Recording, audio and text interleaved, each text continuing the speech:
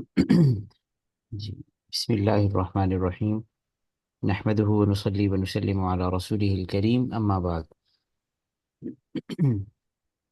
علوم حدیث کا تعارف ہم اس موضوع پر مختلف آ، عنوانات کے تحت گفتگو ہم کر رہے ہیں۔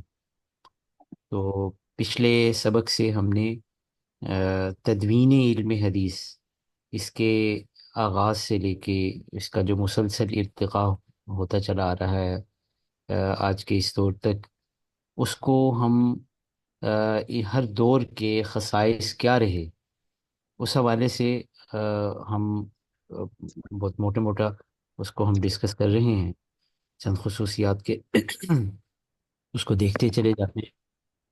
اس میں نے یہ عرض کیا تھا کہ اس کو تقریباً ہم 8 ادوار میں تقسیم کر سکتے ہیں۔ پچھلے سبق کے اندر، پچھلی کلاس میں ہم نے 2 ادوار کا تذکرہ وہ کیا تھا، رسول اللہ صلی اللہ علیہ وسلم کا مبارک زمانہ، اور اسی طرح سے صحابہ کرام رضوان اللہ تعالی علیہم مجمعین کا دور۔ آج کے اس سبق سے انشاءاللہ ہم تیسرے دور سے ہم شروع کریں گے۔ آ، جی، اچھا، تو یہاں پہ میں ایک ذرا وضاحت کر دوں کہ ہم ہر دور کو جو ڈسکس کریں گے، اس میں اس کی وہ خصوصیات ہوں گی جس میں پچھلے دور کے یعنی اگر اس کا موازنہ کریں ہم پچھلے ادوار کے ساتھ، تو کوئی اس میں جوہری جو تبدیلی آئے گی، جو اس دور میں واضح طور پہ کوئی رجحان ہمیں سامنے آئے گا، تو اس کو اس دور سے ہم منسوب کریں گے۔ باقی ظاہر سی بات ہے کہ فن حدیث کے اندر ایک رجحان جب آ جاتا ہے تو وہ مسلسل اس کا اپنا بھی ایک ارتقا ہوتا چلا جاتا ہے، یعنی ایسا نہیں ہے کہ پھر وہ اسی دور تک ہی محدود رہتا ہے، بلکہ ہر دور کے اندر وہ جاری و ساری رہتا ہے۔ فرض کیجئے کہ کسی دور کے اندر اگر ہم یہ دیکھیں کہ اب اسماء الرجال کا فن، یہ راویوں کے حالات کی جانچ پرکھ شروع ہو گئی ہے، تو وہ آگے مسلسل یہ چلتی رہے گی، ٹھیک ہے نا؟ یعنی جس دور میں سب سے پہلی مرتبہ یہ کام شروع ہوا، اس کو ہم اس دور کے اندر بس اس خصوصیت کے طور پہ ہم پڑھ لیں گے۔ تو یہ تیسرا دور جو ہے، دور سیوم، اس میں اس کو ہم عہد تابعین کا دور کہہ سکتے ہیں۔ اس دور کے اندر جو ایک بڑی واضح تبدیلی آئی، وہ یہ تھا کہ سرکاری تو سطح پہ تدوین حدیث کا اہتمام ہونے لگا۔ تابعین سے کیا مراد ہے اور ان کا دور کون سا ہے؟ رسول اللہ صلی اللہ علیہ وسلم نے ایک حدیث کے اندر یہ فرمایا تھا، فرمایا ہے، آپ کی یہ بڑی معروف حدیث ہے کہ خیر القرون قرنی ثم الذین یلونہم ثم الذین یلونہم، کہ بہترین زمانہ میرا زمانہ ہے، پھر ان لوگوں کا جو ان کے اس زمانے سے متصل ہے، پھر وہ جو ان کے زمانے سے جن کا زمانہ متصل ہوگا۔ جمہور محدثین نے اس سے یہ 3 ادوار سمجھے ہیں: صحابہ کا دور، جو کہ اب صلی اللہ علیہ وسلم کے معاصر تھے، جو طبقہ، اور اس کے بعد پھر تابعین کا دور، پھر تبع تابعین کا دور۔ تابعین سے مراد وہ طبقہ ہے جنہوں نے صحابہ کرام رضوان اللہ تعالی علیہ مجمعین کی ایمان کی حالت میں ان کی صحبت پائی، ان کی زیارت کی۔ بعض حضرات اس کے ساتھ اگرچہ یہ قید بھی لگاتے ہیں کہ صحابی ہونے میں تو یہ شرط نہیں ہے کہ اس نے اب صلی اللہ علیہ وسلم سے روایت کی ہو، لیکن بعض حضرات تابعین میں یہ شرط لگاتے ہیں کہ صرف کسی صحابی کی زیارت کافی نہیں ہے، بلکہ انہوں نے اس صحابی سے روایت بھی کی ہو۔ لیکن زیادہ معروف یہی ہے کہ اگر ایمان کی حالت میں کسی نے کسی صحابی کی زیارت کی ہے تو وہ تابعی ہے۔ البتہ بحیثیت حدیث یعنی راوی حدیث کے، جیسے صحابہ کرام میں ہم اجمالاً یہ اصول ہم نے یہ ڈسکس کیا تھا کہ الصحابۃ کلہم عدول، سارے کے سارے صحابہ عادل ہیں۔ اگر کوئی اب صلی اللہ علیہ وسلم کی کوئی حدیث بیان کرتا ہے کوئی صحابی، یہ تو دیکھا جائے گا کہ کیا اس کی صحابیت ثابت ہے یا نہیں ہے، وہ صحابی ہے یا نہیں ہے۔ جب ایک مرتبہ ثابت ہوگی تو پھر سارے کے سارے صحابہ عادل ہوں گے۔ تابعین میں البتہ یہ اصول نہیں ہے، ان کے زمانے میں خیر غالب تھی بلا شبہ، لیکن تابعین میں بہرحال جانچ پرکھ کی جائے گی کہ کس کا کردار کیسا تھا۔ یہ قرآن پاک کی اس آیت سے بعض حضرات نے استناس کیا ہے کہ قرآن پاک میں آتا ہے نا کہ والذین اتبعوہم بإحسان رضی اللہ عنہم ورضوا عنہ، سورہ توبہ کے اندر، کہ جنہوں نے ان کی پیروی کی احسان کے ساتھ۔ تو اس لحاظ سے یہ خاص طور پہ دیکھا جاتا ہے کہ تابعین میں بعض ایسے لوگ بھی، یعنی اس طبقے کے اندر، اس زمانے کے اندر ایسے لوگ بھی بہت سے موجود تھے جو کردار کے لحاظ سے اچھے نہیں تھے، تو ان کو اس خوبصورت زمرے کے اندر شامل نہیں کیا جاتا، اگرچہ انہوں نے وہ زمانہ پایا بھی ہو۔ جیسے مثال کے طور پہ حجاج بن یوسف ہے، یزید ہے، یا اسی طرح سے بنو امیہ کے دور کے بعض گورنر وغیرہ، جو ابن زیاد وغیرہ یا کوئی اور اس طرح کا یہ جو پورا طبقہ ہے، ان کو اس کیٹیگری کے اندر شامل نہیں کیا جاتا۔ تو وجہ یہی ہے کہ والذین اتبعوہم بإحسان۔ تابعین کا ویسے تو تکنیکی طور پہ جب ہم یہ اس کی تعریف کرتے ہیں، یہ دور جاتا ہے ظاہر ہے جب تک آخری تابعی موجود رہتا ہے دنیا کے اندر، اور وہ ایک بڑا معروف نام ہے حضرت خلف ابن خلیفہ۔ ان کا انتقال کوئی لگ بھگ 180 ہجری یا 181 ہجری کے اندر ہوا ہے، تو اس دور تک تابعین کا دور کہلاتا ہے۔ لیکن یہ جس زمانے میں تابعین کی بہت زیادہ ہم وہ ان کی سرگرمیاں دیکھتے ہیں مجموعی طور پہ علمی لحاظ سے، ان کے بڑے بڑے حلقے، اور یہ دور تقریباً کوئی ڈیڑھ پہلی جو، یعنی جو 1.5 صدی ہے، ٹھیک ہے، 150 تک، یہ وہ دور ہے جس کے اندر تابعین کی اکثریت ہمیں دکھائی دیتی ہے، 140 150۔ اس کے بعد جو ہے وہ بہت شاذ و نادر کہیں کسی شہر کے اندر کوئی تابعی کسی کا وجود ملتا ہے، لیکن مجموعی طور پہ یہ تقریباً پہلی جو 1.5 صدی ہے اس کے اندر ظاہر سی بات ہے کہ بالکل شروع سے ہی بعض بڑے جلیل القدر تابعین تھے، وہ صحابہ کے دور میں ہی ان کی بڑی بڑی عمر کے جنہوں نے اسلام لیٹ قبول کیا، اس وقت سے ہی تابعین کا دور یہ شروع ہو جاتا ہے اور پھر یہ چلتا رہتا ہے۔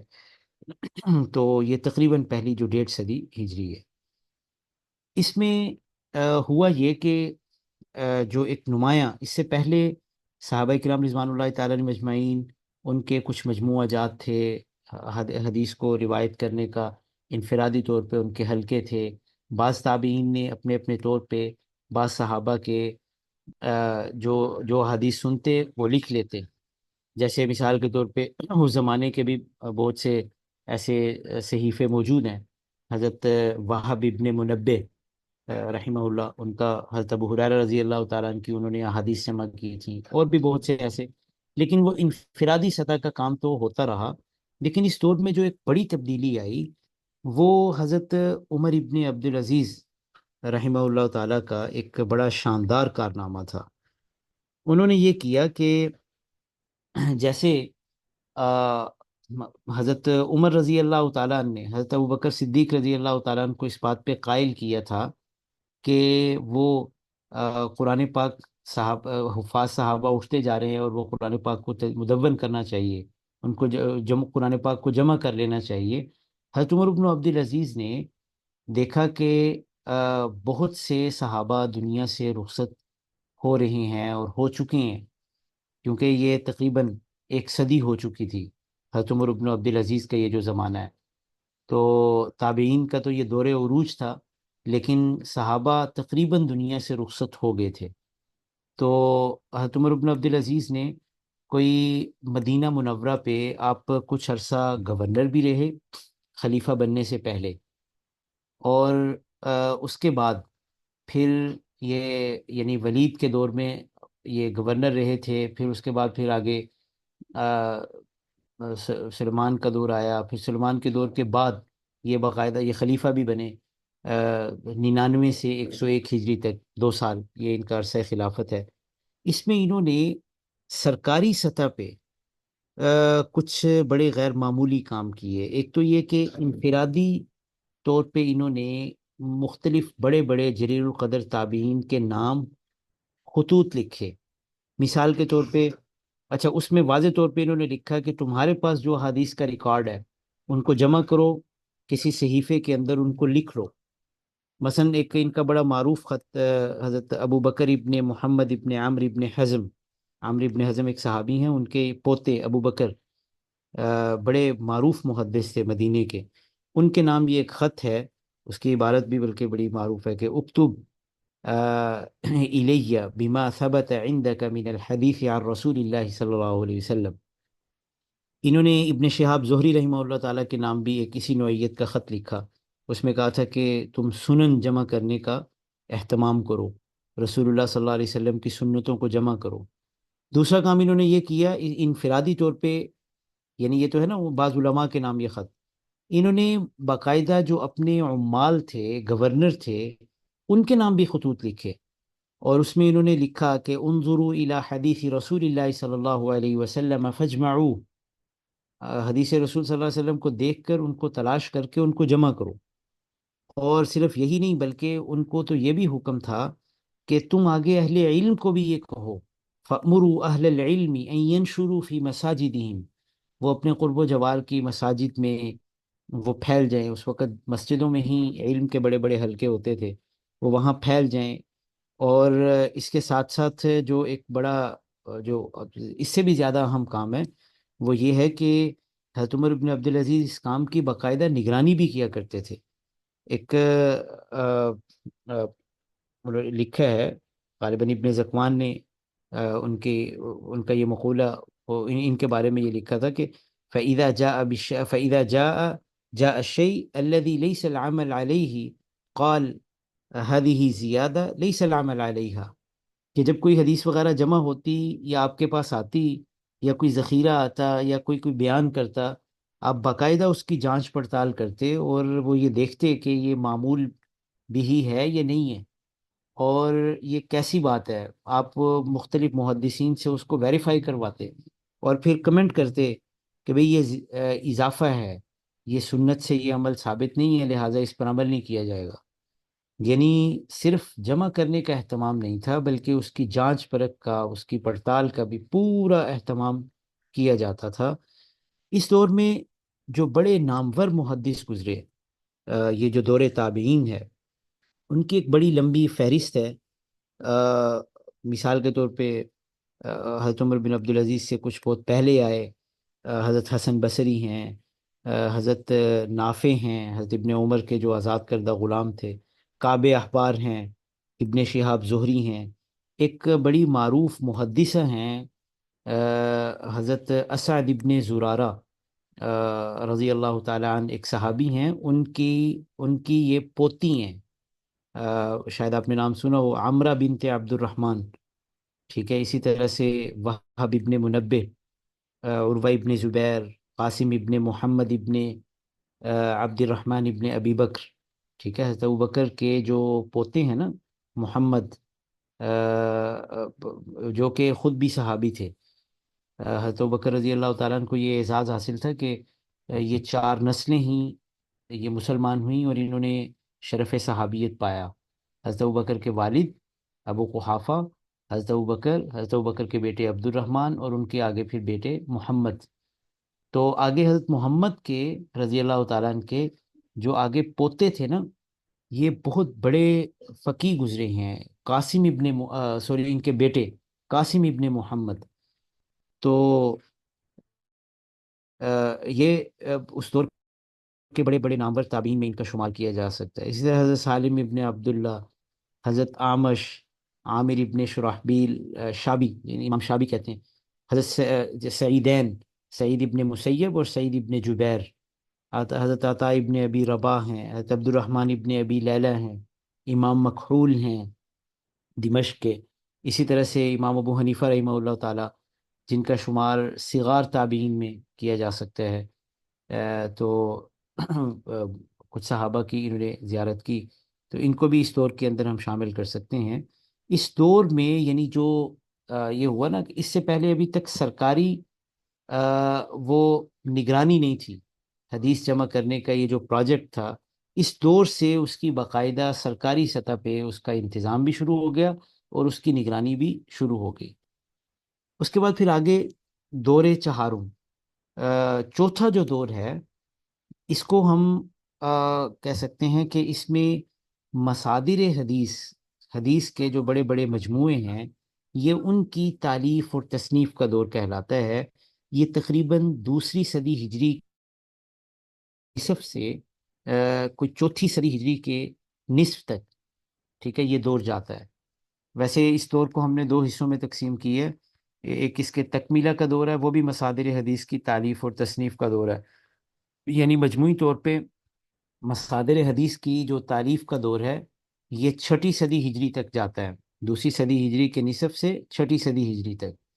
لیکن اس دور چہارم کے تحت ہم اس کے پہلے حصے کو ہم دیکھتے ہیں۔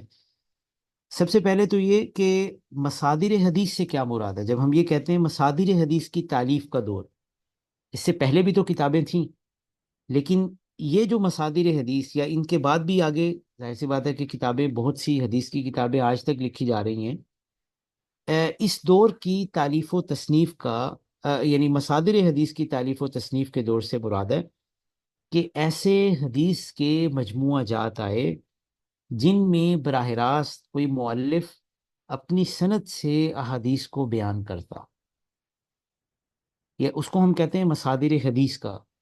اور ان سے پہلے والی کتابیں بھی مصادر حدیث میں شامل ہیں، لیکن فرق یہ ہے کہ اس دور میں عام طور پہ جو اس سے پہلے جو چھپے ہوئے، چھپے ہوئے کہہ دیے، لکھے ہوئے جو مجموعہ جات تھے، جو عام طور پہ وہ زبانی بیان بھی کیے جاتے تھے، وہ تقریباً اس دور کی تصانیف کے اندر، تالیفات کے اندر ان کو بےآئینی ہی شامل کر لیا گیا۔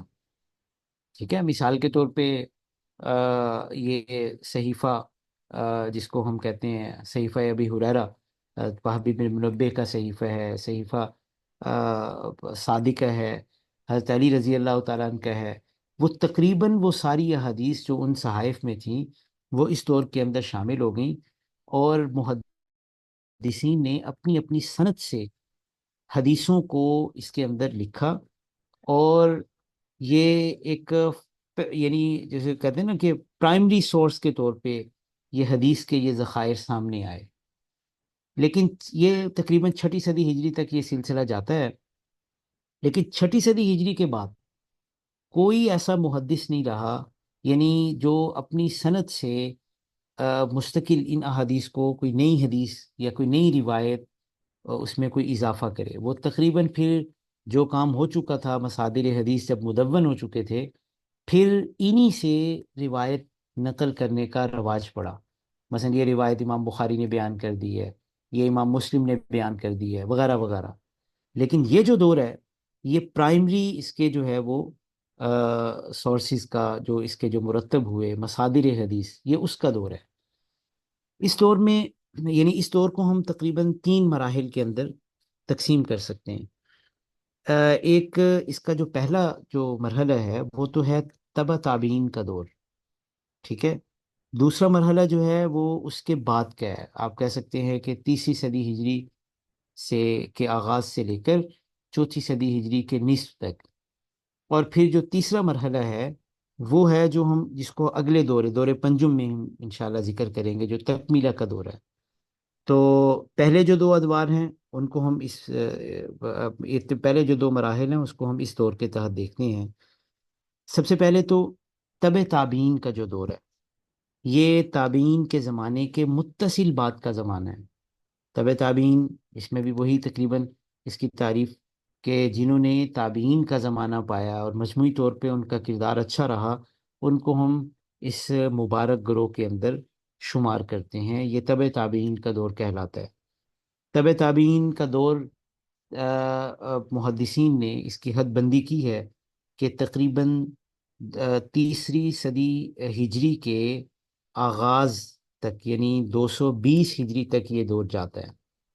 اور یہ الگ بات ہے کہ بہت سے اس دور میں موجود ہونے کے باوجود وہ یعنی ان کے بارے میں صراحت ہے کہ وہ کسی تابعی سے نہیں ملے، ٹھیک ہے نا۔ ہو سکتا ہے کہ کسی علاقے کے اندر کوئی موجود ہوں، یہ کیس ٹو کیس کسی کو سفر کرنے کا موقع مل گیا، کسی کا رحلہ جو ہے وہ زیادہ تھا، ٹھیک ہے، بعضوں نے زیارت کر لی، بعض محروم رہے، تو کسی کا اس دور میں ہونا یہ اور بات ہے، کسی کا تبع تابعی ہونا یہ اور بات ہے۔ لیکن اس دور میں ہم، بہرحال اس دور کے اگر محدثین کو ہم دیکھیں تو اس میں بعض ایسے نام ہم لے لیتے ہیں جو آ، تبع تابعی نہیں تھے، لیکن وہ بہرحال اس دور میں شامل ہیں۔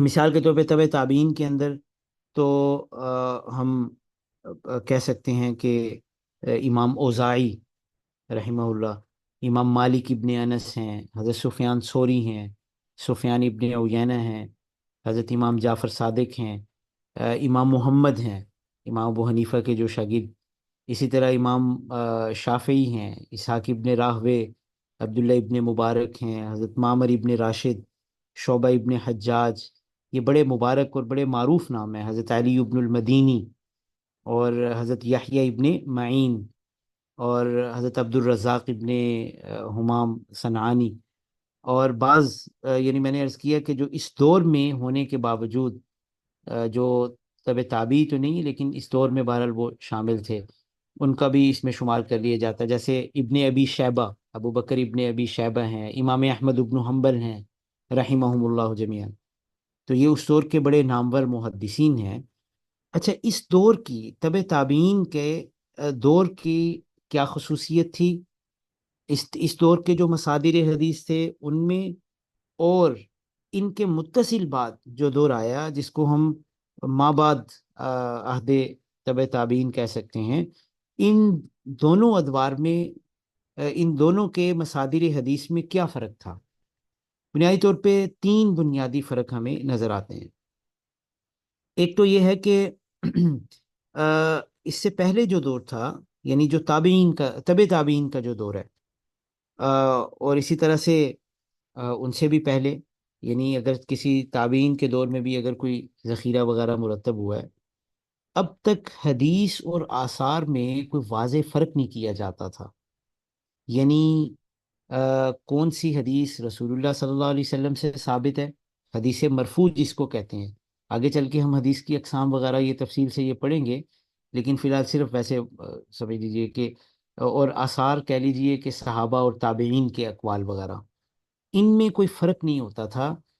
کسی نے کوئی مجموعہ لکھا، جیسے ہم نے ابھی تبع تابعین میں بڑے بڑے نام شمار کیے، امام مالک ہیں مثال کے طور پہ، تبع تابعین میں سے آتے ہیں، امام ابو حنیفہ اس سے پہلے تابعین میں آتے ہیں، ان کی کتاب تھی الآثار، امام مالک کی ہے موطا، ٹھیک ہے، امام محمد نے بھی موطا کی ہی آگے اس کی روایت کی، امام شافی نے کتب وغیرہ لکھی۔ ابھی تک یہ ترتیب تھی کہ ایک ہی کتاب میں محدث صحابہ کے اقوال بھی لکھ دیتا اپنی روایت سے جو اس تک پہنچتے، ٹھیک ہے، اب صلی اللہ علیہ وسلم کی حدیثیں بھی، بعض اگر کسی کوئی تبع تابعی ہے تو وہ اپنے پیش رو جو ہے وہ تابعین کے اگر کوئی اقوال اس کو ملے ہیں وہ بھی اس میں شامل کر دیے، اس میں کوئی بہت زیادہ فرق نہیں کیا جاتا تھا، حدیث اور آثار میں دونوں ہی کو جمع کرنے کا اہتمام ہوتا تھا۔ لیکن اس دور کے متصل بعد کا جو دور آیا، جس کو ہم کہہ سکتے ہیں تیسری صدی ہجری کا دور، ٹھیک ہے، اس میں حدیث اور آثار میں فرق کرنا شروع ہو گئے محدثین، یعنی بہت سے ایسے مجموعہ جات آئے جس میں صرف حدیث مرفوع کو جمع کرنے کا اہتمام ہوتا۔ اسی طرح سے اس دور میں، تبع تابعین کے دور میں، وضع حدیث کا بھی ایک رجحان جو ہے وہ نمایاں ہونے لگا، حدیث گڑھنے کا۔ ویسے تو یہ حدیث گڑھنے کا کسی نہ کسی سطح پہ، کسی نہ کسی درجے میں، یہ صحابہ کرام رضوان اللہ تعالیٰ عنہم اجمعین کے آخری دور میں جب یہ سیاسی اختلاف رونما ہونے لگے اور اہل تشیع کا ایک یعنی امت کے اندر ایک گروہ یہ بھی پیدا ہوا، تو اس دور سے وضع حدیث کے کچھ آثار ہمیں ملتے ہیں جو انفرادی طور پہ مختلف، یعنی اس طرح کے احادیث جو ہیں وہ حضرت علی رضی اللہ تعالیٰ عنہ کی فضیلت میں، اور ان کے مد مقابل جو ہے وہ جو بعض نواسب تھے انہوں نے حضرت علی رضی اللہ تعالیٰ عنہ کی معاذ اللہ وہ یعنی اس سے اس کے ان فضائل کے رد میں، یا حضرت امیر معاویہ رضی اللہ تعالیٰ عنہ کے فضائل میں بہت سی ایسی حدیثیں بھی، کچھ تو ظاہر سی بات ہے کہ صحیح حدیثیں ہیں، کچھ بہت سی ایسی اس میں اضافہ بھی کیا جس کو بعد میں محدثین نے الگ کیا اور ان کی نشاندہی کی. لیکن یہ فتنہ زیادہ نمایاں ہوا جب بنو امیہ کا دور حکومت ختم ہو رہا تھا اور بنو عباس کا شروع ہو رہا تھا. اس دور میں بہت کھلم کھلا یہ رجحان جو ہے وہ دیکھنے کو ملا.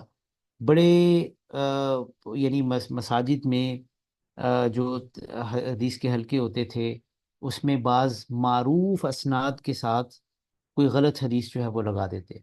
یعنی چونکہ پتہ ہوتا تھا کہ علی ابن مدینی جو ہیں وہ بڑے معروف محدث ہیں، یحییٰ ابن معین بڑے معروف محدث ہیں، ان کے اساتذہ یہ ہیں، لڑی وہی ہوتی، حدیث کوئی اپنی طرف سے لگا دیتے.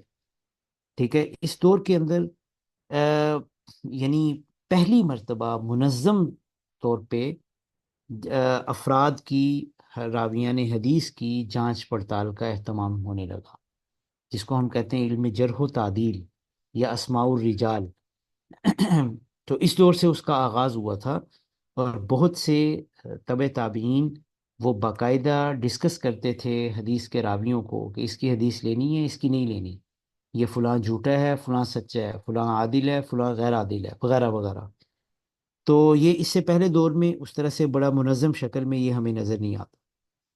اور تیسری بڑی جو خصوصیت ہے، یہ بہت اہم ہے، کہ ایک ایک تو ہوتا تھا حدیث کا متن، ٹھیک ہے نا، مثال کے طور پہ انما الاعمال بالنیات، اور ایک ہوتے تھے اس کے یعنی یا ایک ایک متن کو ایک صحابی جو بیان کرتا اور اس صحابی کے آگے شاگرد وہ آگے روایت کرتے، اس کو ایک حدیث کہتے تھے.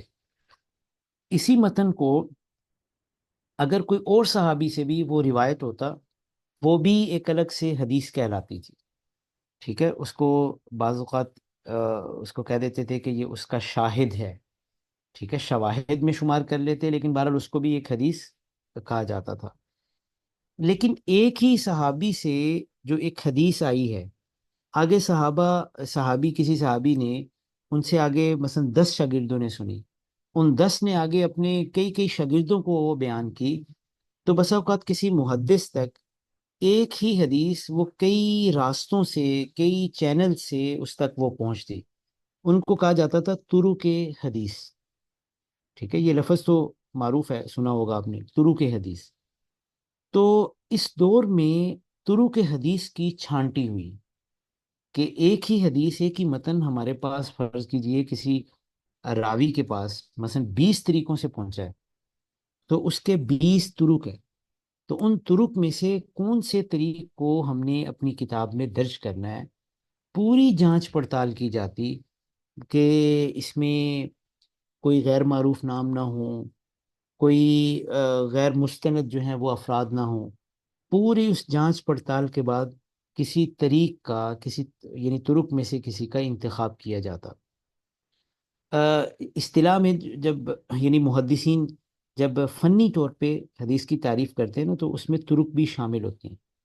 ٹھیک ہے. یہ جو ہم پڑھتے ہیں نا کہ امام بخاری رحمہ اللہ تعالیٰ نے مثال کے طور پہ یہ جو بخاری شریف لکھی ہے، اس میں ٹوٹل یعنی جو حدیثیں ہیں تو 3,000 کے قریب ہیں، اگر ان میں مقررات شامل کیے جائیں تو 7300 ہیں. لیکن امام بخاری کا ہم یہ مقولہ معروف مقولہ ہے کہ میں نے 6 لاکھ حدیث میں سے اس کا ان کا انتخاب کیا ہے. وہ دراصل یہ حدیثیں وہ نہیں، وہ یہ طرق ہی ہوتے تھے. یعنی ان حدیثوں کے یہ جو 7300 لکھی ہیں حدیثیں، ان طرق میں سے ان کے 6 لاکھ طرق امام بخاری کے پاس تھے، جن میں سے 7300 کا انتخاب ہوا ہے. امام مسلم نے مثال کے طور پہ یہ لکھا ہے، ان کی مسلم میں 7500 کے قریب حدیثیں ہیں. انہوں نے یہ واضح طور پہ ان کا مقولہ ہے ان کے مقدمے میں کہ 3 لاکھ حدیث میں سے میں نے ان کا انتخاب کیا ہے. امام ابو داود مثلا کہتے ہیں انہوں نے 5,000 حدیثیں، تقریباً 5,000 کے لگ بھگ 5100 کے لگ بھگ حدیثیں جو ہے وہ اپنی سنن میں لکھی ہیں. انہوں نے کہا ہے کہ یہ میں نے 5 لاکھ حدیث میں سے اس کا چناؤ کیا ہے. تو وہ حدیثیں نہیں ہیں، وہ یہ طرق ہی ہیں.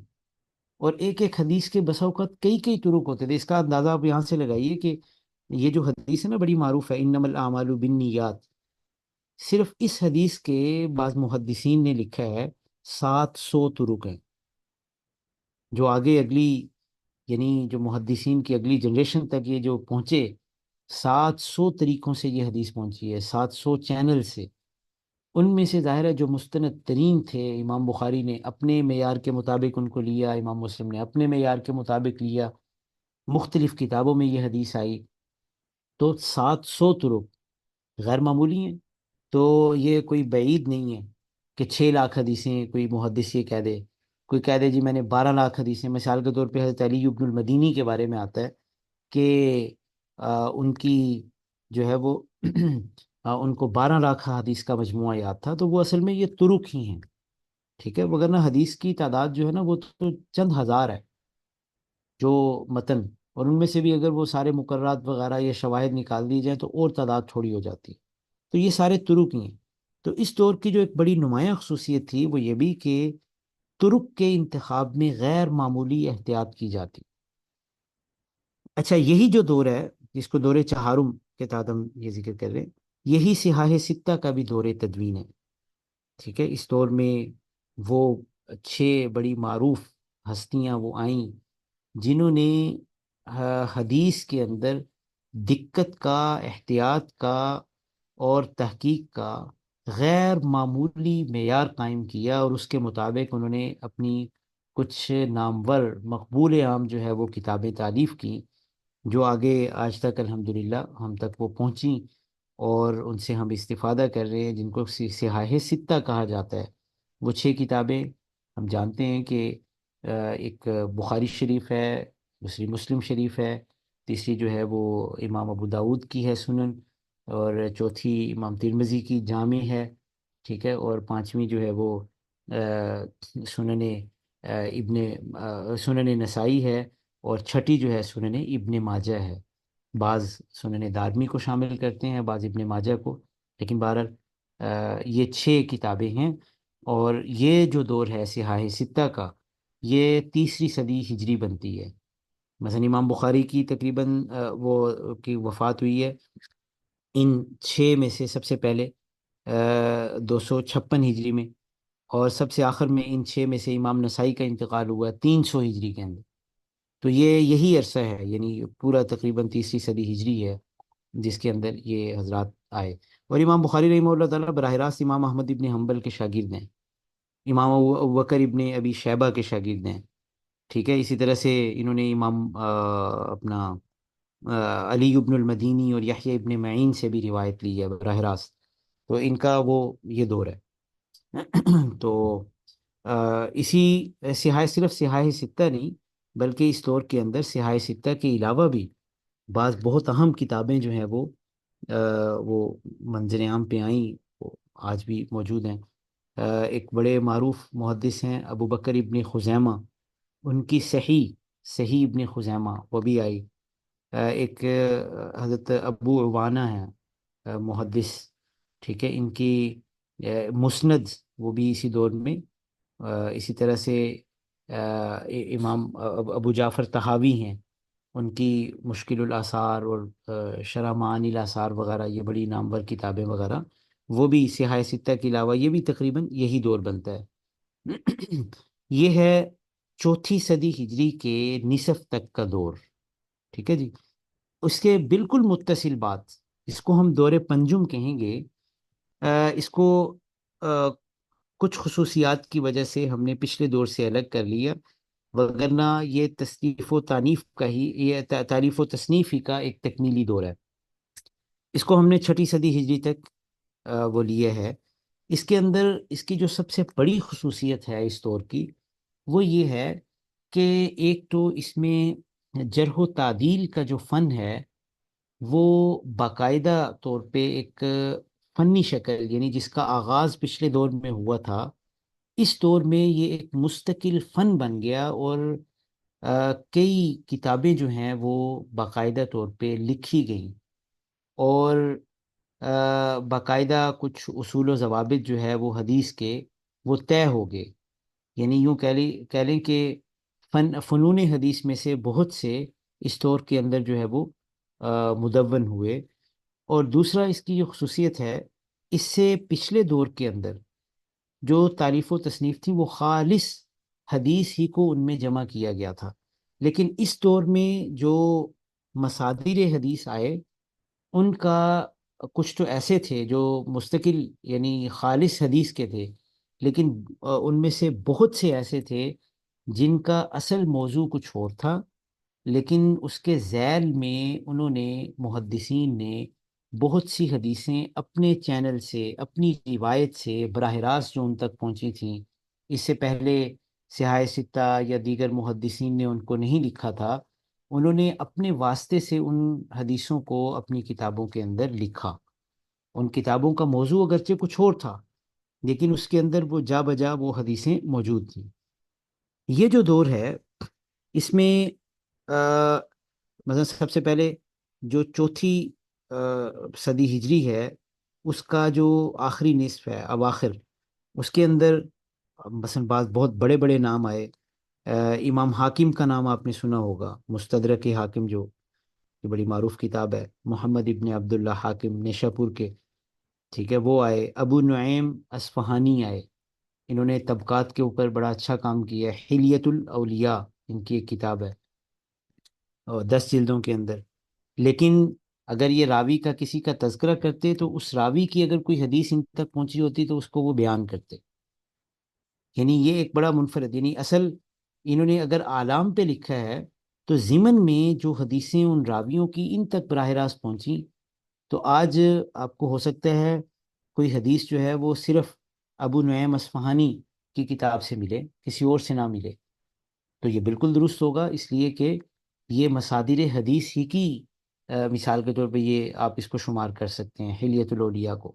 اسی طرح سے احمد ابن محمد ابن سنی، ٹھیک ہے، وہ آئے۔ اسی طرح سے امام دارقطنی آئے، ٹھیک ہے، وہ یہ چوتھی صدی ہجری کے آخری جو دوسرا نصف ہے، یہ اس دور کے محدثین ہیں۔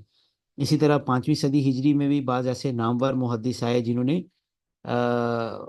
یعنی مصادر حدیث کے اوپر اچھا خاصا، ان کے بھی مجموعہ جات ہیں۔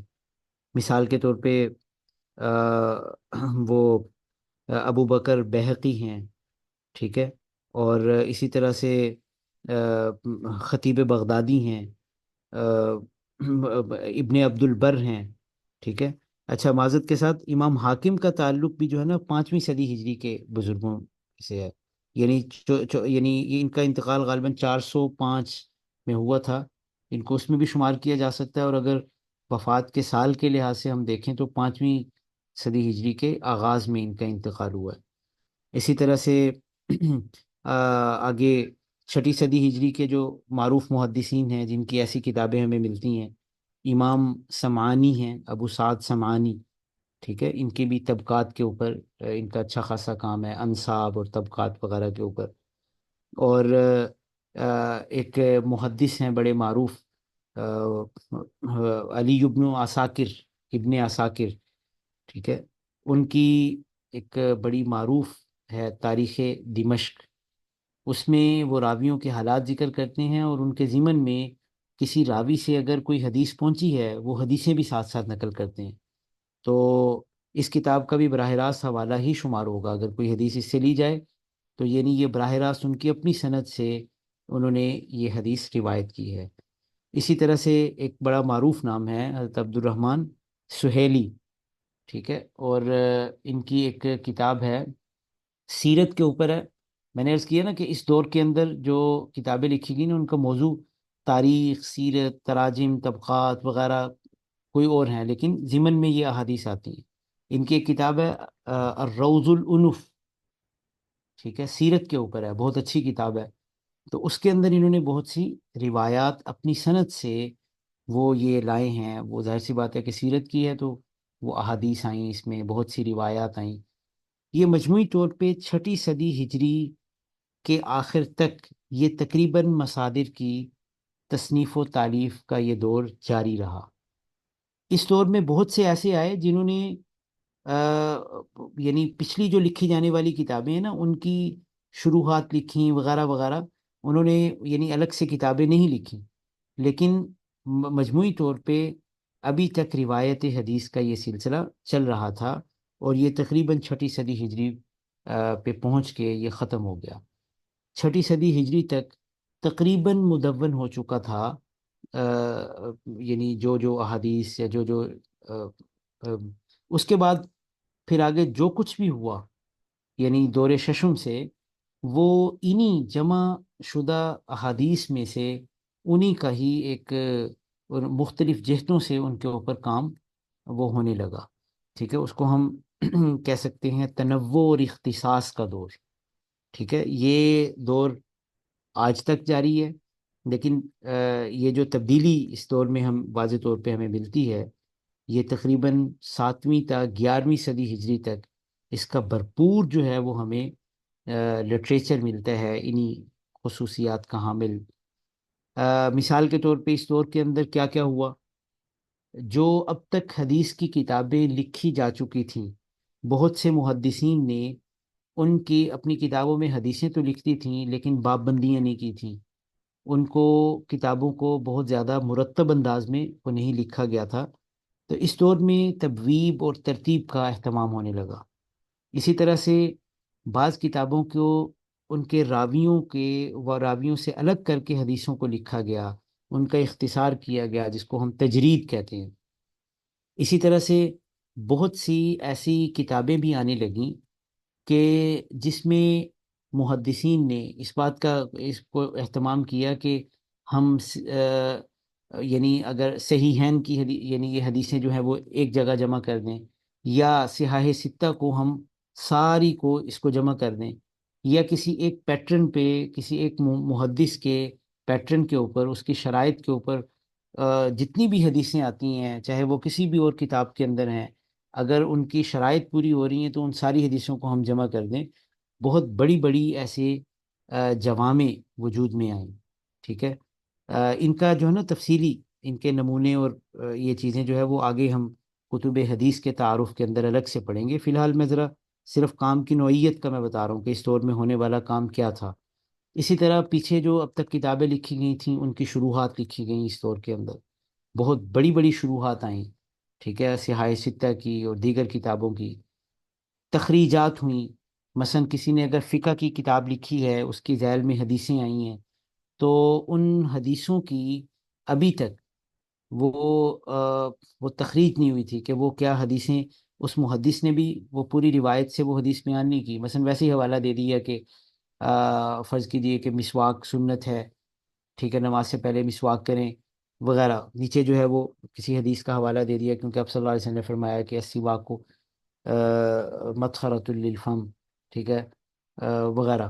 تو یہ حدیث کہاں پہ آئی ہے، کس محدث نے روایت کی ہے، اس کو تخریج کہتے ہیں. پورا اس کا جو ہے وہ تو تخریجات ہوئیں اس دور میں، خاص طور پہ کتب فقہ کی. اسی طرح سے احادیث کے اندر کون سی ذخیرہ حدیث میں سے بہت سی حدیثیں وہ ناسخ ہیں، بہت سی حدیثیں جو ہیں وہ دوسری کے لیے منسوخ ہیں. بعض حدیثوں نے بعض حدیثوں کو منسوخ کیا ہے. ٹھیک ہے نا، بے شمار ہم مثالیں پڑھتے ہیں نا. جیسے فرض کریں کسی دور میں اب صلی اللہ علیہ وسلم نے کتوں کو مارنے کا حکم دیا تھا، بعد میں آپ نے منع کر دیا. کسی دور میں اب صلی اللہ علیہ وسلم نے وہ قبرستان جانے سے منع کیا تھا، بعد میں اجازت دے دی. تو ناسخ کون سی ہے، منسوخ کون سی ہے؟ ٹھیک ہے نا، ان کی ظاہر سی بات ہے کہ اس کا پس منظر اور ادوار وغیرہ. تو ایسی کتابیں بھی لکھی جانے لگیں جس میں ناسخ حدیثوں کو، منسوخ حدیثوں کو جمع کیا گیا. اسی دور کے اندر علل پہ بہت کام ہوا. ٹھیک ہے، حدیث کے اندر فنی سکم کیا ہوتے ہیں کسی روایت کے اندر، وہ جو فنی سکم ہے نا اس کو علت کہتے ہیں. علل اسی کی جمع ہے. تو اس کی وجہ سے حدیث کا مرتبہ جو ہے وہ کم یا زیادہ ہوتا ہے. ٹھیک ہے، تو علل پہ اچھی خاصی کتابیں لکھی گئیں اور ان پہ کام ہوا. اسی دور میں اعراب الحدیث پہ بھی کام ہوا، یعنی حدیثوں کی باقاعدہ نحوی لحاظ سے، صرفی لحاظ سے ان کی توجیحات، ان کے جملوں کی تشریح، بلاغی لحاظ سے ان کے نکات، ان ساری چیزوں کو ہم اعراب الحدیث کہتے ہیں. بعض حدیثوں کی باقاعدہ ترکیب جیسے ہم کرتے ہیں نا نحو کے اندر. مثال کے طور پہ آپ عمدۃ القاری کے اندر آپ دیکھیں گے، اگر آپ شروع سے بخاری شریف کا، انہوں نے ابتدائی حصے کے اندر اہتمام فرمایا ہے کہ حدیث کی باقاعدہ طور پہ وہ ترکیب بھی وہ اس کا اشارہ کرتے ہیں امام عینی. اسی طرح سے اس دور کے اندر غریب الحدیث کا اہتمام ہوا. غریب الحدیث کہتے ہیں حدیث کے الفاظ کی تشریح، یعنی یہ ایک طرح کی ایک لغت ہوتی تھی حدیث کی، حدیث کے الفاظ کی شرح. ٹھیک ہے. اسی طرح اس دور میں انواع الحدیث پہ بھی کام ہوا. انواع الحدیث کا مطلب یہ ہے حدیث کو کیٹاگوریکلی بھی جمع کرنے کا اہتمام ہونے لگا کہ صحت اور ضعف کے لحاظ سے. ٹھیک ہے. اسی طرح سے موقوف اور مرفوع کے لحاظ سے، اسی طرح سے انقطاع یا عدم انقطاع کے لحاظ سے، وغیرہ وغیرہ، مسلسلات کے لحاظ سے. تو ہر یعنی یا اسی طرح حدیث قدسیہ کہ بعضوں نے صرف احادیث قدسیہ کو جو ہے وہ الگ سے جمع کیا. تو انواع الحدیث کو کہنے کا مطلب یہ ہے کہ اس دور میں حدیث کے جو خدمات ہیں اس میں ہمیں بہت سا تنوع ملتا ہے، کیونکہ یہ روایت کو اب اس طرح سے جمع کرنے کا دور نہیں تھا.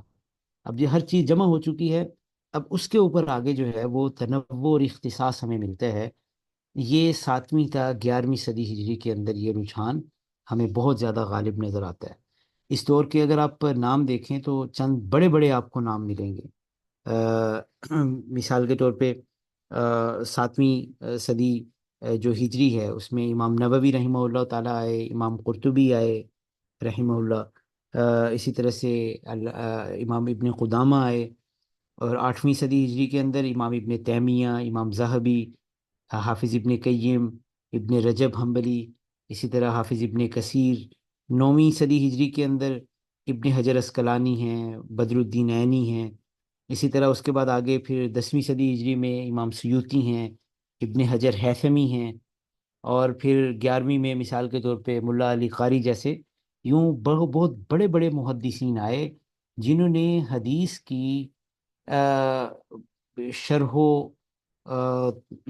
یعنی تبویب و ترتیب اور اس کے جو فنون کے لحاظ سے غیر معمولی کام کیا. یہ چند بطور مثال کے بڑے بڑے نام دیے ہیں، وگرنہ اس کے علاوہ بہت بے شمار یعنی ایک یہ ناموں کی ایک بڑی فہرست ہے دیکھی جا سکتی ہے کہ جن محدثین نے حدیث کے اوپر کام کیا. تو یہ دور ششم جو ہے یہ تنوع اور اختصاص کا اس کو ہم دور کہہ سکتے ہیں. اس کے بعد جو آگے اگلے ادوار ہیں ان میں مزید کچھ رجحان آئے. تو مثال کے طور پہ اس کو ہم عہد استعمار یا عہد استشراق کہہ سکتے ہیں. اور پھر جو دور جدید میں اب کیا ہو رہا ہے اور جدید دور کے اندر کیا ہو چکا ہے اس کا انشاءاللہ تعالیٰ جو ہے نا وہ مختصر سا وہ ہم اگلی نشست کے اندر کر لیں گے. تو دور ششم تک جو ہے وہ آج کے لیے میرے خیال ہے اتنا ہی کافی ہے. سبحانک اللہم و بحمدک اشہد ان لا الہ الا انت استغفرک و اتوب الیک. جی اس کو ریکارڈنگ کو بے شک آف کر دیں، زیادہ لمبا نہ ہو جائے لیکچر.